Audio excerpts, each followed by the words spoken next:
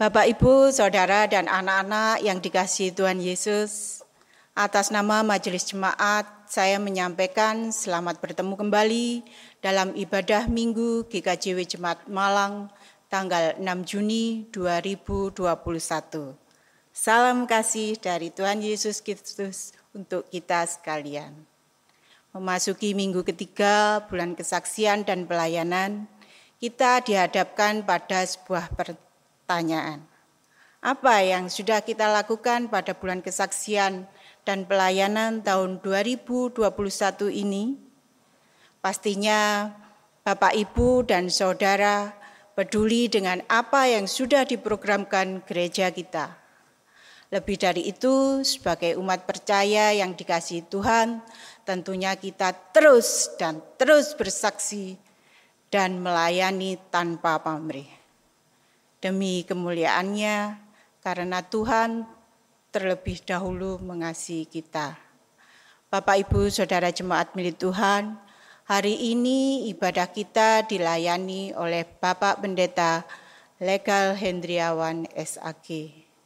Mari bersama kita memasuki peribadatan, kita awali ibadah kita dengan memuji Tuhan dari pujian Kidung Jemaat nomor 1. Haleluya, pujilah. Kita menyanyikan bait yang pertama.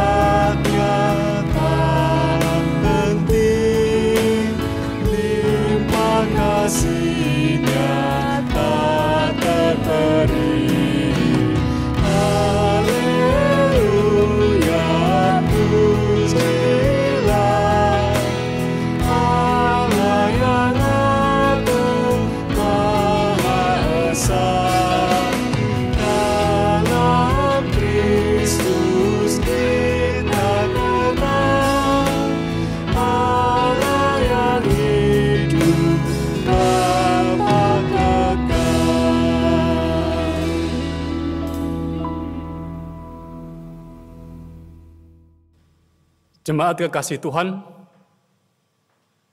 dengan dan di dalam syukur, saat ini kita akan membangun ibadah, dan kita kuduskan ibadah ini dengan pengakuan.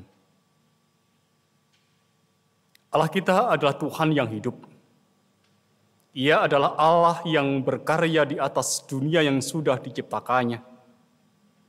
Dan dalam kasih-Nya yang kekal, Ia berkenan mendamaikan dirinya dengan dunia. Di dalam kematian dan kebangkitan Yesus, anak-Nya. Salam sejahtera yang berasal dari Allah Bapa di dalam pengasihan Tuhan Yesus Kristus, ada bersama dengan saudara-saudara. Amin. Jemaat yang dikasihi dan yang mengasihi Tuhan, firman Tuhan yang menjadi dasar atas pertemuan ibadah kita pada saat ini kita terima dari Kisah Para Rasul pasal 1, ayat yang ke-8 yang dituliskan untuk kita. Tapi kamu akan menerima kuasa kalau Roh Kudus turun ke atas kamu, dan kamu akan menjadi saksiku di Yerusalem dan di seluruh Yudea dan Samaria dan sampai ke ujung bumi. Amin. PKJ nomor 2 kita lakukan untuk Tuhan.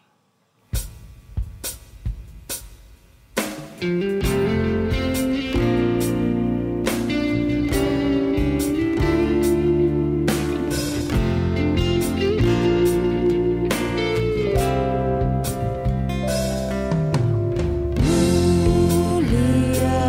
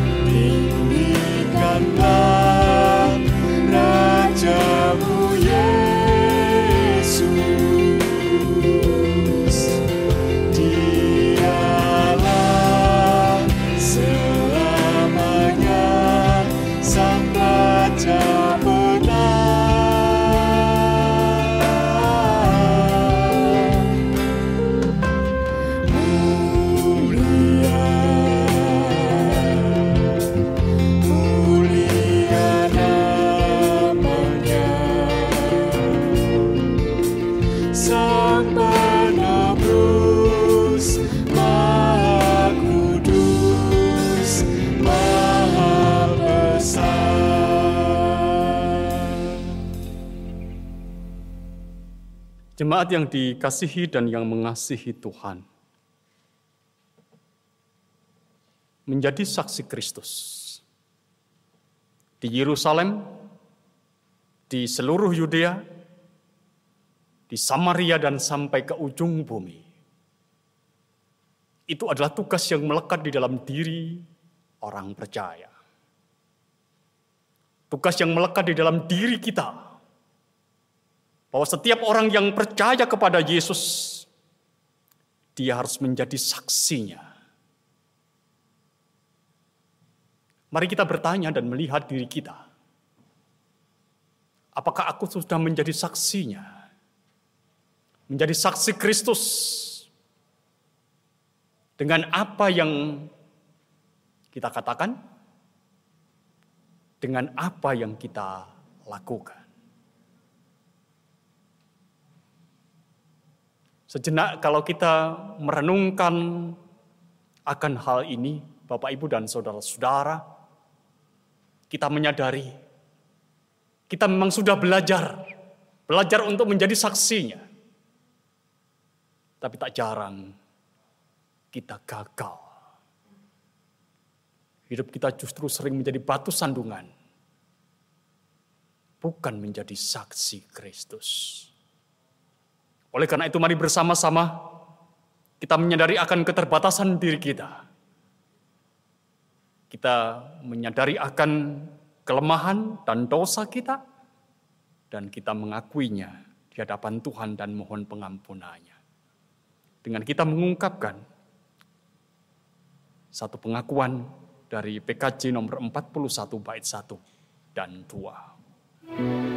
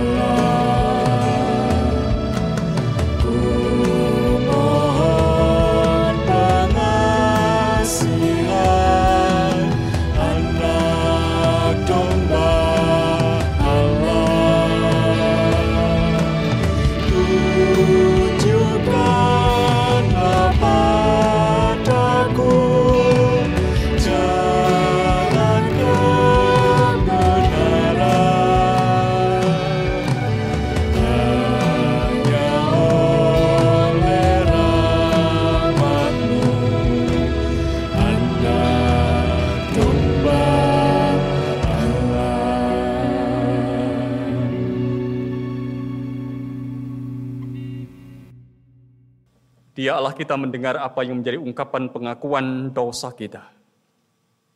Saat ini Tuhan memberitakan kepada kita berita pengampunannya menurut surat Roma pasal 3 ayat 23 dan 24. Karena semua orang telah berbuat dosa dan telah kehilangan kemuliaan Allah. Dan oleh kasih karunia telah dibenarkan dengan cuma-cuma karena penebusan dalam Kristus Yesus. Amin. Seiring dengan berita pengampunan ini, mari kita kembali agungkan Tuhan. Kasih Paling Agung, PKJ nomor 179, bait 1 dan 2.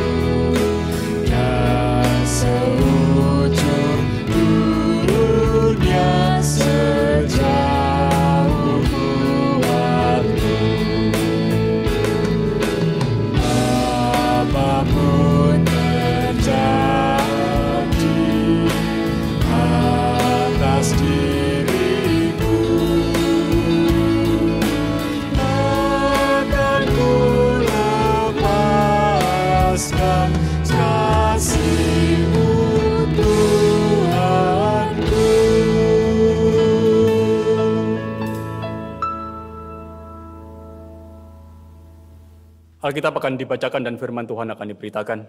Mari kita mengawalinya dalam doa, mohon Allah sendiri berkarya. Biarkanlah kita mendapatkan terangnya. Ya Allah, perkenankan pada saat ini kembali kami anak-anak menghampiri tahta-Mu. Kami bersyukur kepada Engkau karena Engkau telah memberikan kesempatan kepada kami untuk menikmati perjumpaan kami dengan Engkau dan dengan saudara-saudara kami yang lain dalam Tuhan Yesus. Perkenankan pula pada saat ini, kami akan belajar untuk mendengarkan apa yang menjadi ungkapan kata hati-Mu kepada kami.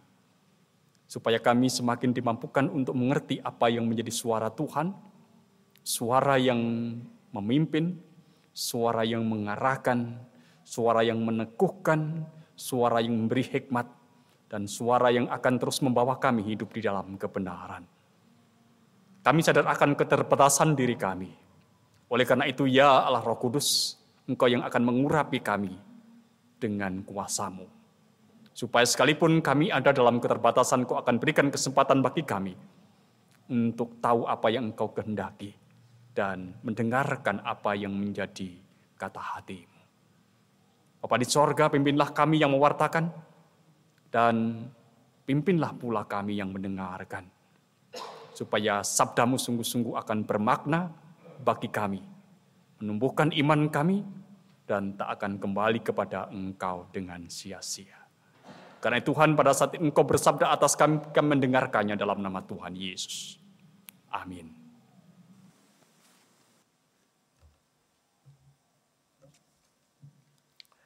Bapak, Ibu, Saudara jemaat milik Tuhan, firman Tuhan yang akan kita baca dan kita renungkan diambil dari Kisah Para Rasul 6 ayat 1 sampai 7 yang dituliskan demikian. 7 orang dipilih untuk melayani orang miskin.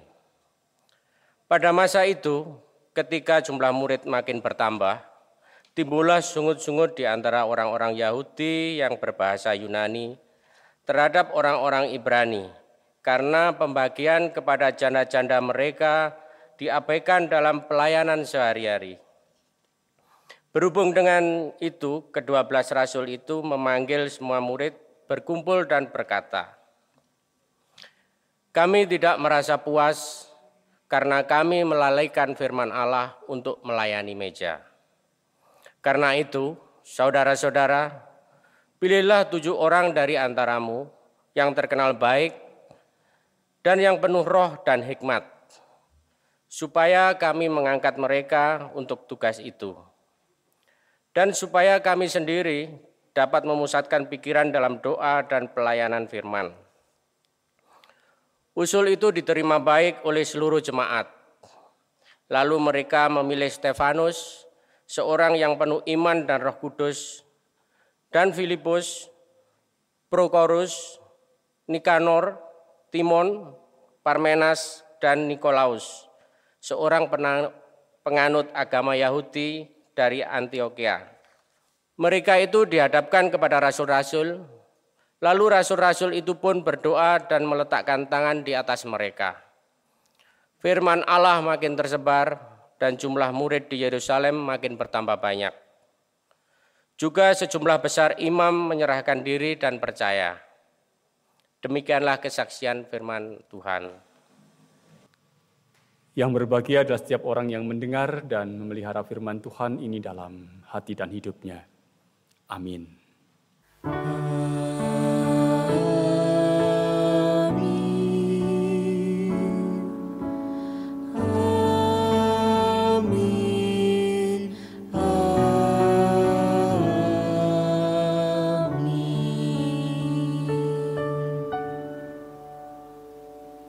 Bapak, Ibu, dan saudara-saudara, dan anak-anak yang dikasihi dan yang mengasihi Tuhan. Kisah Para Rasul itu bercerita banyak tentang pertumbuhan dan perkembangan gereja di Yerusalem setelah peristiwa Pentakosta. Roh Kudus yang dicurahkan oleh Allah itu terus bekerja, tak terhentikan oleh apapun, bahkan tak terhentikan oleh siapapun. Di Yerusalem, saudara-saudara, kesaksian tentang Kristus itu terus berkembang. Kuasa dan mukjizat Allah terus menjadi nyata sepanjang pelayanan para rasul. Orang-orang yang percaya kepada Tuhan Yesus itu terus bertambah dan berkembang hari demi hari. Dan Lukas, saudara-saudara, menuliskan dengan jelas dari apa yang menjadi bacaan kita pada hari ini. Di dalam ayat yang pertama dari Kisah Para Rasul pasal 6 ini dikatakan kepada kita, ketika jumlah murid makin bertambah. Kemudian di dalam ayat yang ke-7 juga demikian, dan jumlah murid di Yerusalem makin bertambah. Memberikan informasi kepada kita dengan sangat jelas bahwa kehidupan jemaat, gereja Tuhan di Yerusalem itu bertumbuh sedemikian rupa. Tentu Bapak, Ibu, dan saudara-saudara yang dikasihi dan yang mengasihi Tuhan, perkembangan gereja seperti ini sangat menggambarkan. Gereja bertumbuh dengan sangat luar biasa. Namun sesungguhnya, di balik semua perkembangan itu, saudara-saudara, sebenarnya menyiratkan sebuah keprihatinan. Mengapa? Karena perkembangan gereja itu hanya terjadi di Yerusalem saja. Dan ini sungguh berlawanan dengan apa yang menjadi misi Allah yang terbesar untuk kehidupan gerejanya. Sebagaimana tema ibadah kita tadi, Bapak, Ibu, dan saudara-saudara yang dikasihi dan yang mengasihi Tuhan, tetapi kamu akan menerima kuasa kalau Roh Kudus turun atas kamu. Dan kamu akan menjadi saksiku di Yerusalem dan di seluruh Yudea dan Samaria dan sampai ke ujung bumi. Kamu akan menjadi saksiku sampai ke ujung bumi. Itu adalah rencana besar Allah atas kehidupan gerejanya. Saudara-saudara yang dikasihi dan yang mengasihi Tuhan, gereja di Yerusalem itu ibarat tubuh manusia itu sudah mengalami kegemukan. Dan kalau sudah kegemukan akhirnya malas bergerak. Gereja yang terlalu gemuk, saudara-saudara, seperti apa yang di Yerusalem itu kemudian munculkan potensi penyakit karena apa? Karena gereja tidak bergerak keluar. Gereja hanya berkembang di lingkup Yerusalem. Salah satu penyakit dari gereja yang mengalami kegemukan di Yerusalem adalah seperti apa yang dituliskan di dalam ayat yang pertama dari bacaan kita, Kisah Para Rasul pasal 6 tadi. Mari kita perhatikan kembali. Pada masa itu, ketika jumlah murid makin bertambah, timbullah sungut-sungut di antara orang-orang Yahudi yang berbahasa Yunani terhadap orang-orang Ibrani. Karena pembagian kepada janda-janda mereka diabaikan dalam pelayanan sehari-hari. Bapak, Ibu, dan saudara-saudara yang dikasihi dan yang mengasihi Tuhan, kita bisa melihat jemaat Yerusalem yang kegemukan ini, saudara-saudara, mulai dirongrong oleh penyakit sungut-sungut, komplain, kemudian tidak puas, berkeluh kesah, kemudian ngedumel. Dan penyakit ini, saudara-saudara, akan memicu penyakit yang lain, yaitu penyakit iri hati. Bahkan, saudara-saudara, perasaan diabaikan, perasaan dianaktirikan, perasaan dipecundangi, itu akan dengan segera menyebar dan akan menimbulkan klik. Apakah itu grup-grupan atau kelompok-kelompokan. Dan kalau sudah seperti itu, saudara-saudara, perlahan tapi pasti di situ akan terjadi konflik. Pasti akan terjadi permusuhan. Inilah sebenarnya yang terjadi di Yerusalem. Gereja yang mulai bertumbuh dan berkembang, tetapi hanya ada di Yerusalem. Dengan kata lain, saudara-saudara, kita bisa mengatakan jemaat yang mengalami kegemukan ini mulai merasakan dampaknya. Jumlah petobat, artinya orang yang bertobat memang bertambah. Tetapi yang mengeluh juga berlipat. Banyak yang merasakan bahwa dirinya diabaikan. Lalu protes dan berteriak lantang kepada para rasul dan juga kepada yang lain. Bukankah ini sebuah ironi? Sesuatu yang menyedihkan. Bertambahnya jumlah jemaat, bertambahnya anggaran jemaat, malah menimbulkan konflik dan persoalan. Makin kaya gereja, tapi makin bertambah dengan banyaknya masalah. Lebih banyak di antara mereka yang merasa dirinya diabaikan, merasa dirinya dianaktirikan. Padahal sesungguhnya kita tahu, saudara, siapa yang sesungguhnya diabaikan, siapa yang sesungguhnya dianaktirikan, siapa yang sesungguhnya dipinggirkan. Siapa? Itu rencana besar Allah. Rencana besar Allah lah yang terabaikan. Rencana untuk membawa Injil sampai ke ujung bumi. Bapak, Ibu, dan saudara-saudara yang dikasihi dan yang mengasihi Tuhan, dari sini kita tahu siapa sebenarnya yang menghalangi pekerjaan Tuhan itu. Siapa? Ya kita sendiri orang percaya. Dengan kesombongan kita, atau kesempitan wawasan kita, atau keegoisan kita, atau kebodohan kita, atau kemalasan kita, atau perilaku kanak-kanak kita. Kesibukan kita menanggapi hal-hal yang bukan utama. Sehingga yang utama, saudara-saudara, yaitu rencana besar Allah, itu justru terabaikan. Sebab jemaat hanya memikirkan dirinya sendiri. Nah, terhadap pergumulan yang terjadi di Yerusalem ini, saudara-saudara, yang dikasihi dan yang mengasihi Tuhan, Roh Kudus telah menolong para rasul untuk kembali fokus pada rencana besar Allah untuk membawa Injil sampai ke ujung bumi. Memang saudara-saudara, tampaknya para rasul tidak menyadari apa yang sungguhnya terjadi. Yang mereka tahu bahwa ada pergumulan, ada yang tidak beres dalam kehidupan mereka sebagai satu persekutuan. Oleh karena itu kemudian mereka mengambil langkah yang sangat taktis tapi juga praktis. Di dalam ayat yang ketiga dan ayat yang keempat dikatakan kepada kita, karena itu saudara-saudara, pilihlah 7 orang di antaramu yang terkenal baik dan penuh roh dan hikmat, supaya kami mengangkat mereka untuk tugas itu. Dan supaya kami sendiri dapat memusatkan pikiran dalam doa dan pelayanan firman. Mari sejenak kita menengok ayat ini, saudara-saudara. Ayat ini memang berbicara tentang pemilihan 7 diakon untuk jemaat Yerusalem. Tetapi saudara-saudara, sebenarnya fokusnya itu adalah apa yang dilakukan oleh para rasul. Sebenarnya juga berbicara tentang fokus kehidupan para rasul.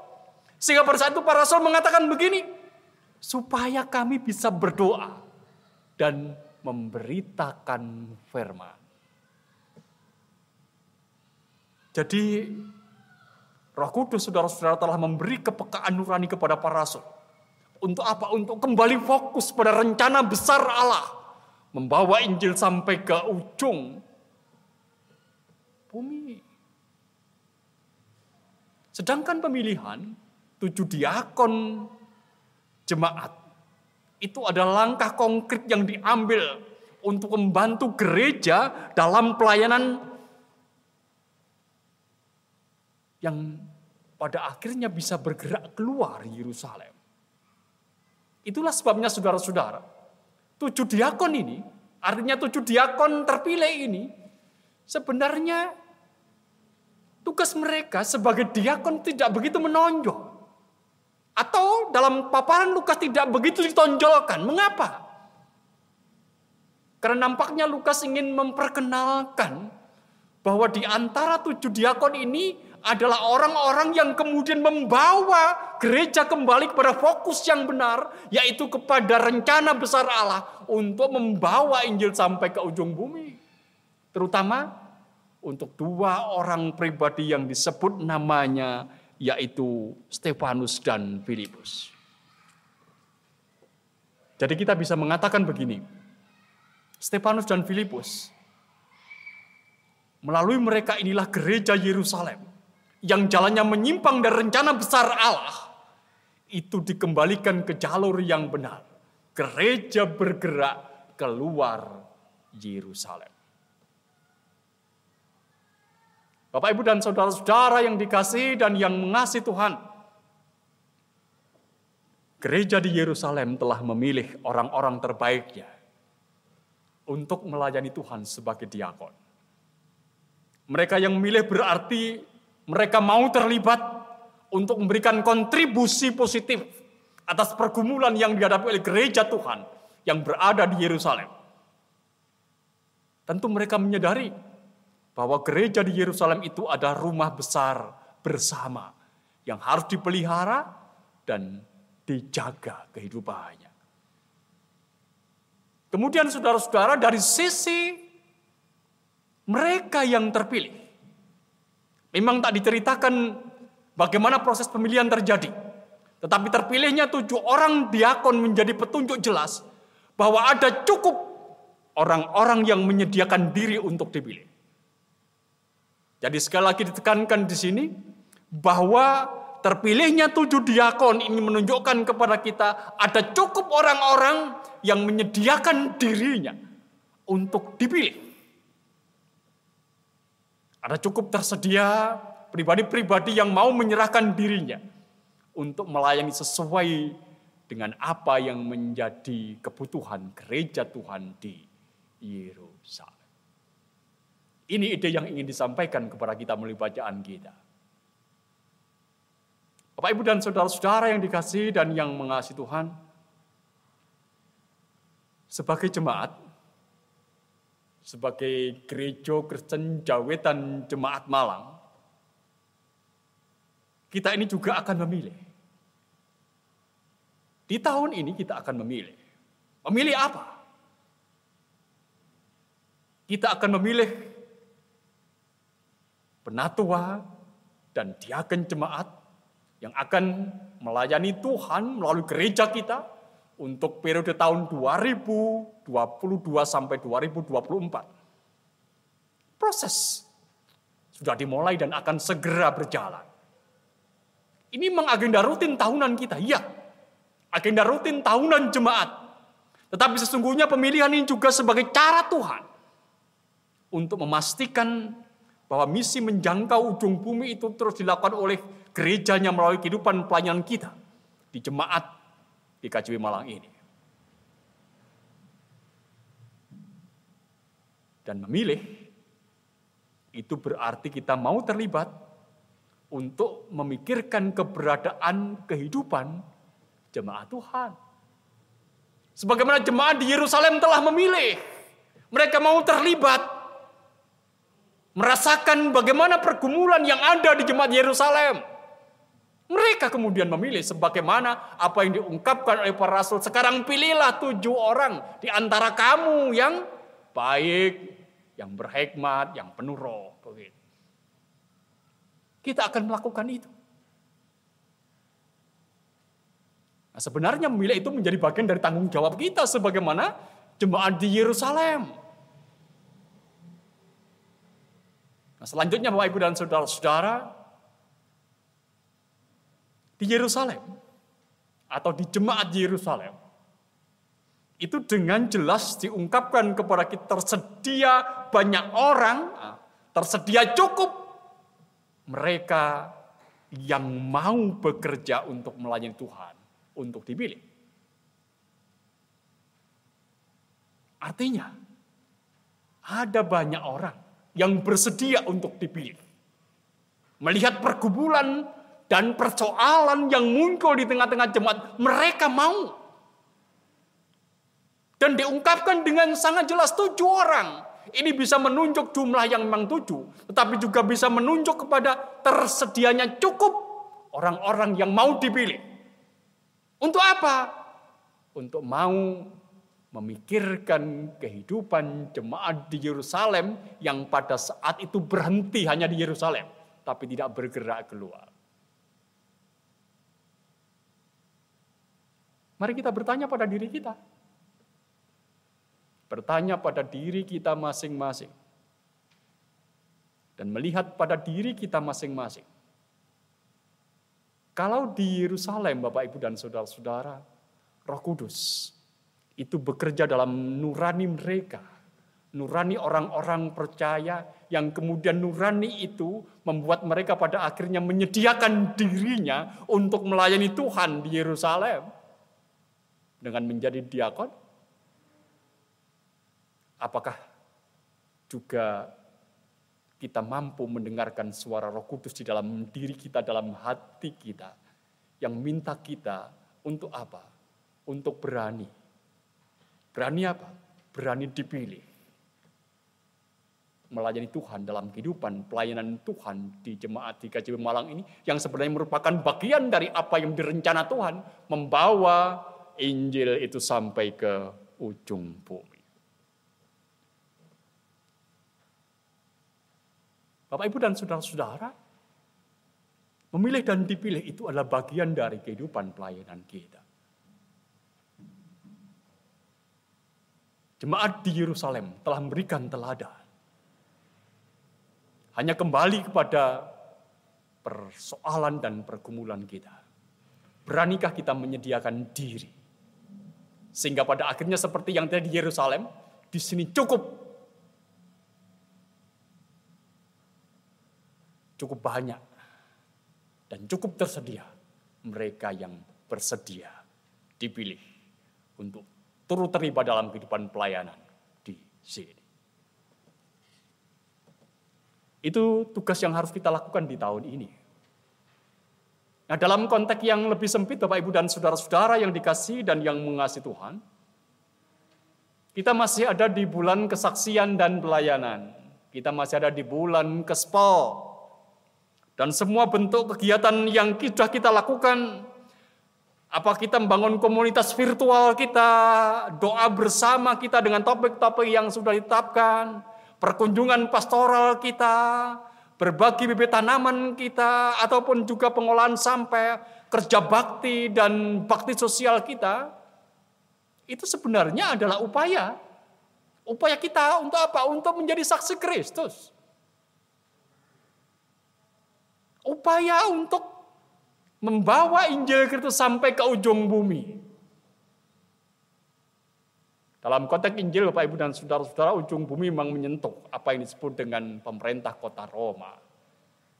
Tetapi dalam konteks kita sekarang, saudara-saudara, tidak kita bisa berani dan mengartikan ujung bumi itu adalah tempat terjauh yang mampu kita jangkau, tetapi juga sekaligus ujung bumi itu adalah hati terjauh yang mampu kita jangkau dengan Injil Kristus.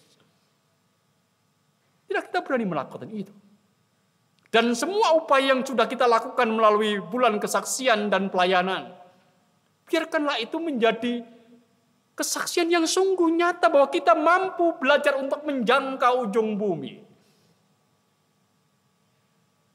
Tempat terjauh dan hati terjauh untuk mengenal Yesus.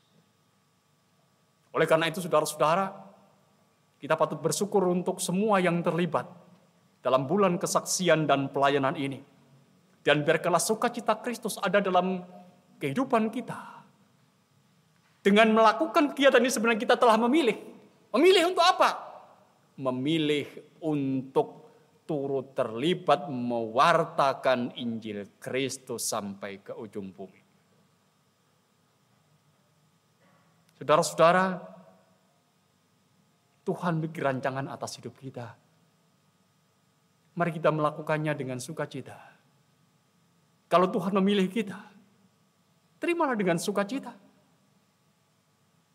Seperti halnya Roh Kudus yang telah menggerakkan hati 7 orang diakon yang telah dipilih dengan sukacita, dan mereka juga melakukan tanggung jawabnya dengan sukacita.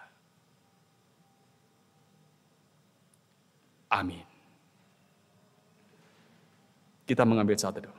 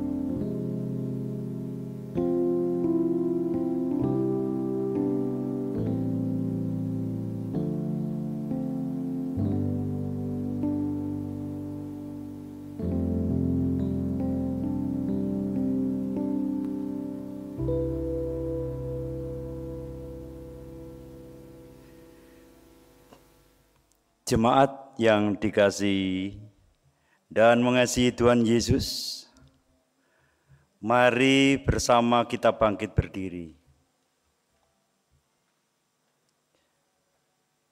Bersama orang beriman di seluruh dunia, kita perbaharui iman kita kepada Tuhan Allah dengan mengikrarkan pengakuan iman rasuli yang demikian. Aku percaya kepada Allah Bapa yang Maha Kuasa, Khalik langit dan bumi, dan kepada Yesus Kristus, Anaknya yang tunggal Tuhan kita, yang dikandung daripada Roh Kudus, lahir dari anak darah Maria, yang menderita di bawah pemerintahan Pontius Pilatus, disalibkan, mati dan dikuburkan, turun dalam kerajaan maut. Pada hari yang ketiga, bangkit pula dari antara orang mati, naik ke surga, duduk di sebelah kanan Allah, Bapa yang Maha Kuasa, dan akan datang dari sana untuk menghakimi orang yang hidup dan yang mati. Aku percaya kepada Roh Kudus, gereja yang kudus dan persekutuan orang kudus, pengampunan dosa, kebangkitan daging, dan hidup yang kekal. Amin. Bapak Ibu, kami persilahkan duduk kembali. Satu persembahan pujian dari saudara kita, Arya dan Agnes, Kau yang terindah.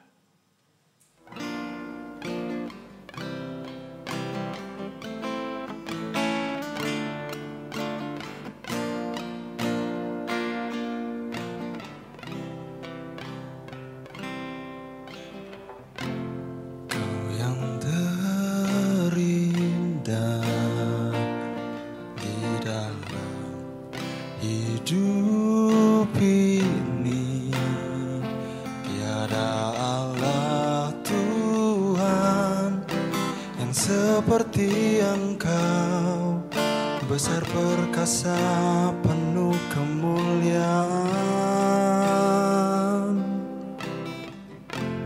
Kau yang termanis di dalam hidup ini, ku cinta Kau lebih dari segalanya. Besar kasih setiamu kepadaku, ku sembah Kau ya Allahku, ku tinggikan namamu selalu, tiada lutut kan bertelut menyembah Yesus Tuhan Rajaku.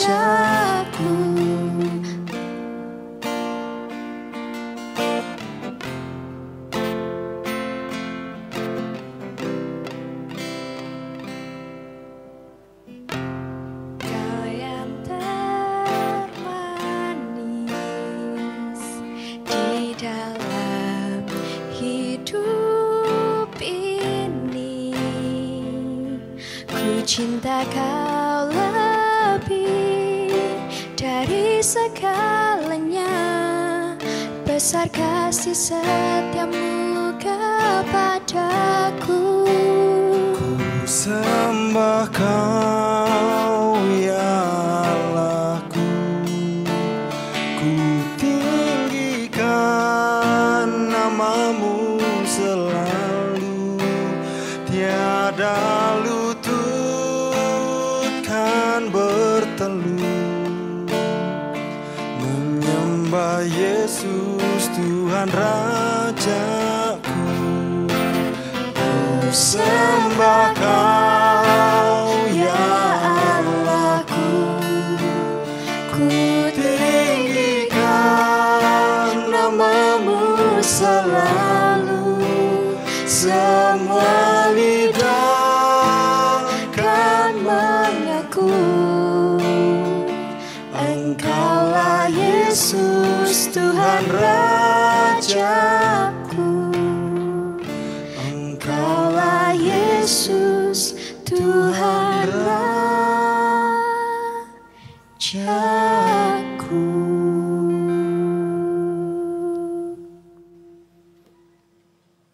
Jemaat kasih Tuhan, mari kita kembali hampirilah Tuhan, kita akan berdoa, kita akan angkat syafaat kita.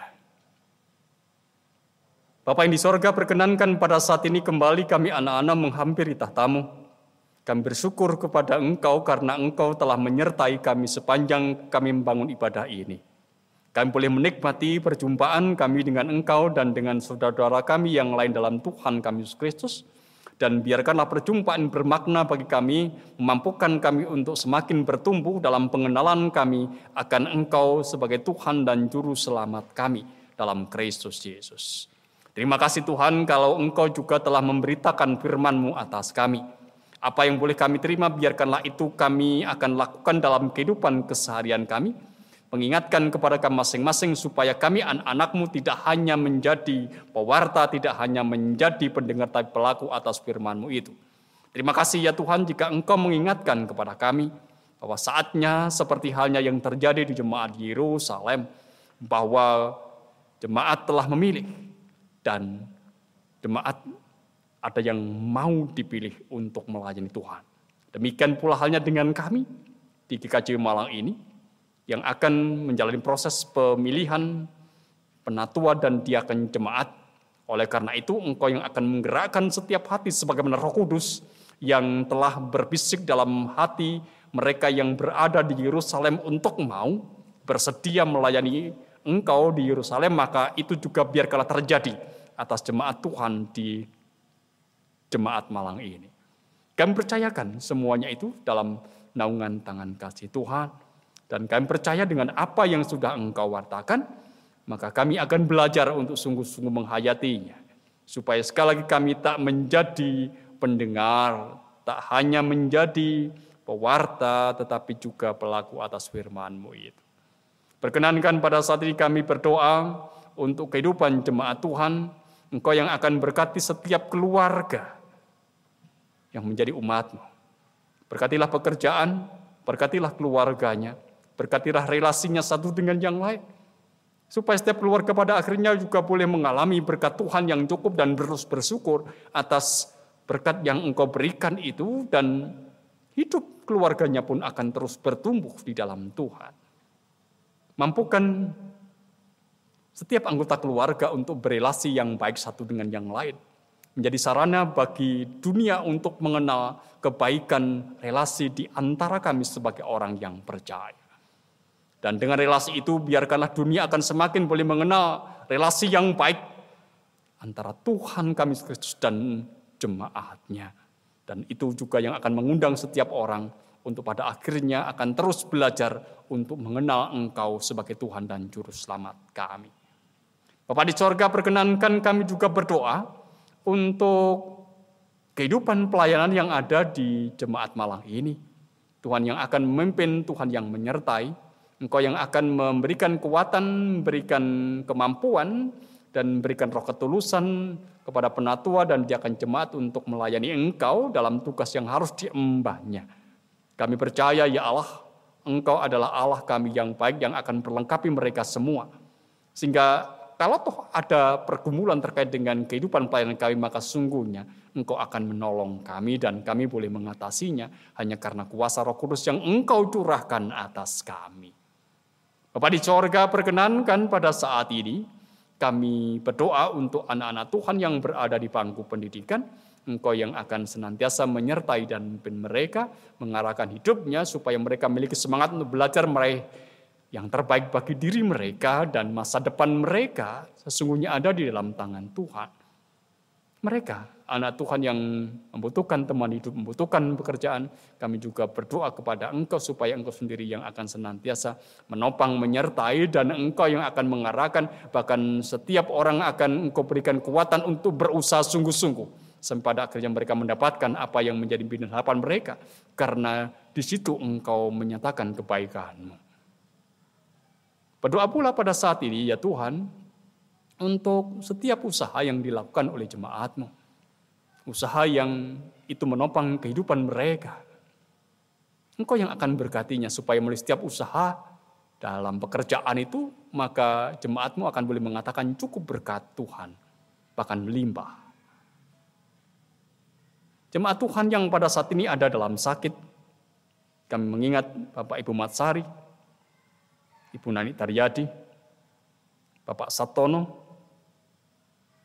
Ibu Ambar Slamet Priyati, Bapak Suto Handoyo, Ibu Rusmini Saiman, Saudari Sri Setiawati, Bapak Mariti, Ibu Rusminingsih, Ibu Ida Swati, Bapak Pitono, Ibu Sehti Nampi, Ibu Sulastri, Bapak Nur Atim, dan juga saudara kami yang berusia lanjut, kami menyerahkan mereka di dalam Tuhan, supaya Tuhan memberikan kekuatan, Tuhan memberikan kemampuan, Tuhan yang akan senantiasa menopang kehidupan mereka, dan pada akhirnya mereka boleh merasakan bahwa pengharapan tetap ada dalam hidupnya, bahkan Engkau memberikan kesembuhan. Kami juga berdoa pada saat ini ya Tuhan, untuk bulan kesaksian dan pelayanan yang masih harus kami lalui. Engkau yang akan tetap memberikan peneguhan kepada diri kami. Apapun juga yang kami lakukan, sesungguhnya itu adalah upaya kami untuk membawa Injil sampai ke ujung bumi. Menyentuh setiap hati, bahkan hati yang pada saat terjauh dari diri kami. Bapa di sorga, perkenankan pada saat kami juga berdoa untuk kehidupan pewartaan Injil yang dilakukan oleh umat-Mu.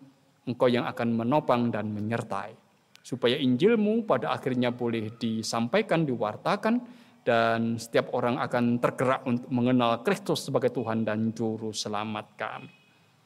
Bapa di sorga, kami berdoa untuk bangsa negara kami, Engkau yang memimpin negeri ini. Para pemimpin negeri kami serahkan kepada Tuhan, berikan roh mereka hikmat dan kebijaksanaan, dan mampukan mereka untuk menjalani tugas mereka sebagai pemimpin, dan mereka boleh mencerdaskan atas kehidupan yang lain. Setiap kebijakan yang diambilnya biarkanlah sesuai dengan apa yang menjadi kehendak-Mu, dan memungkinkan negeri ini tetap boleh merasakan dan menikmati damai sejahtera. Pandemi COVID yang sampai pada saat ini belum berakhir, Engkau yang juga yang akan memimpin, Engkau yang akan menopang setiap orang supaya setiap orang dikuatkan, dan bahkan lebih dari itu upaya-upaya pemerintah untuk melakukan vaksinasi biarkan semuanya berjalan dengan baik, dan itu akan menjadi sarana bagi negeri ini kembali Tuhan pulihkan. Bapa di sorga, saat ini berkenan kami juga berdoa untuk anak-anak kami yang masih kecil, di bawah 5 tahun, Engkau yang akan senantiasa memberikan kesukacitaan, gembiraan, dan berikan kepada setiap orang tua kemampuan untuk mengajar, mendidik, dan meladankan hidup atas mereka, sehingga mereka boleh mengenal Allah melalui orang tua mereka. Bapa, kami percaya Engkau adalah Allah yang mendengar ungkapan pengakuan doa kami. Engkau yang mengetahui bahwa apa yang kami ungkapkan ada dalam keterbatasan, dan Engkau yang menyempurnakan. Sebagaimana Tuhan Yesus yang mengajarkan kepada kami dalam doa. Bapa kami yang di sorga, dikuduskanlah nama-Mu, datanglah kerajaan-Mu, jadilah kehendak-Mu di bumi seperti di sorga. Berikanlah kami pada hari ini makanan kami yang secukupnya, dan ampunilah kami akan kesalahan kami, seperti kami juga telah mengampuni orang yang bersalah kepada kami. Dan janganlah membawa kami ke dalam pencobaan, tapi lepaskanlah kami daripada yang jahat, karena Engkaulah yang mempunyai kerajaan dan kuasa dan kemuliaan sampai selama-lamanya. Amin.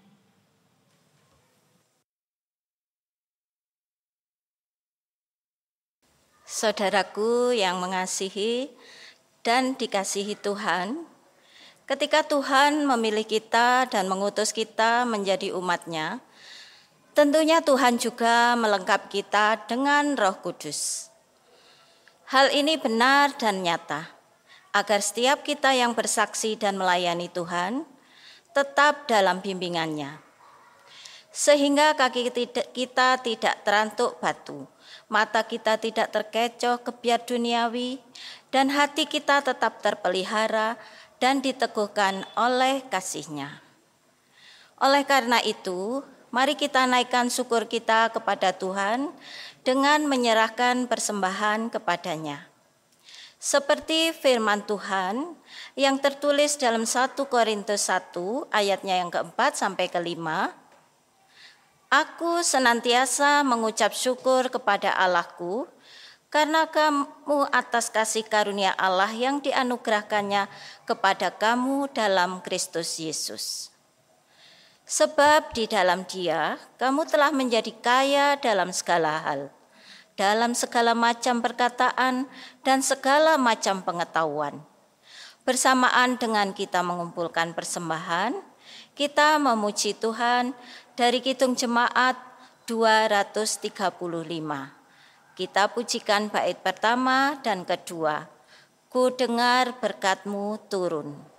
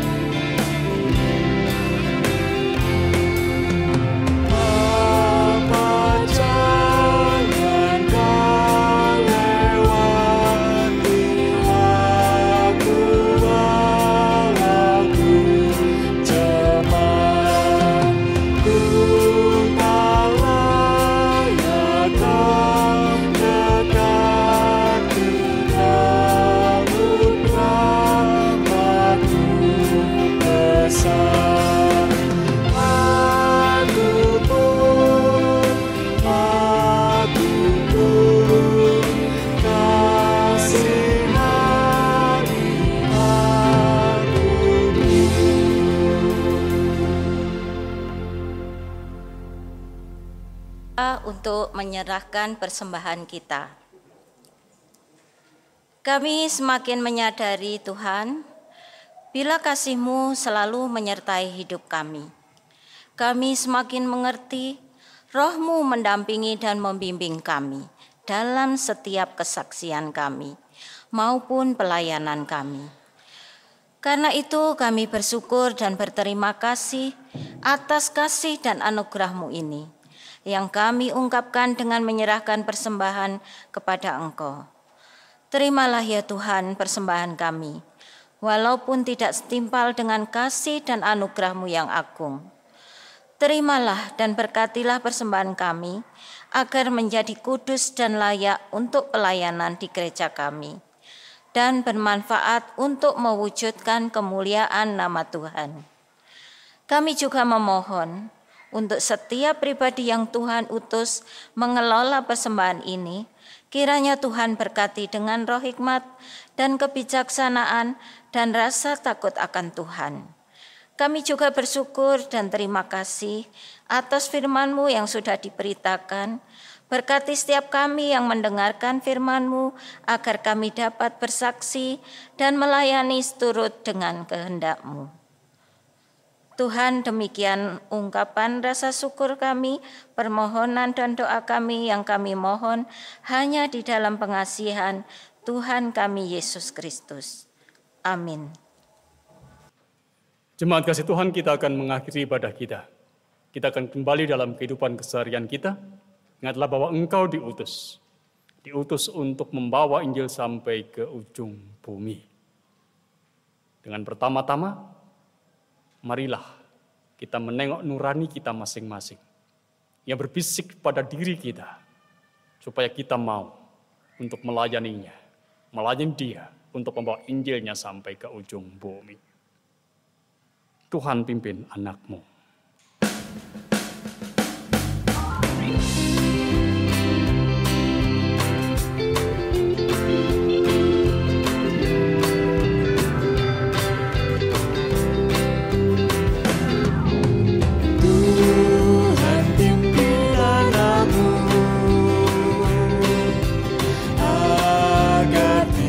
Tersesat, agar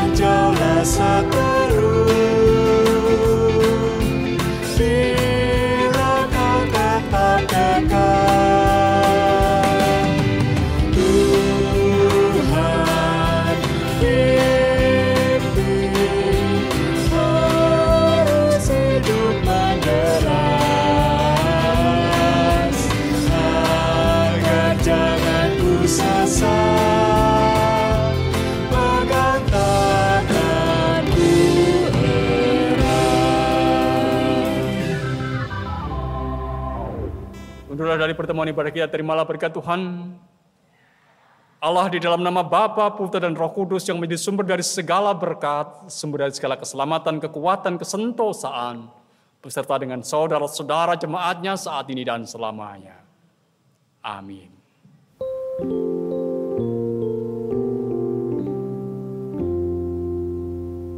Kepada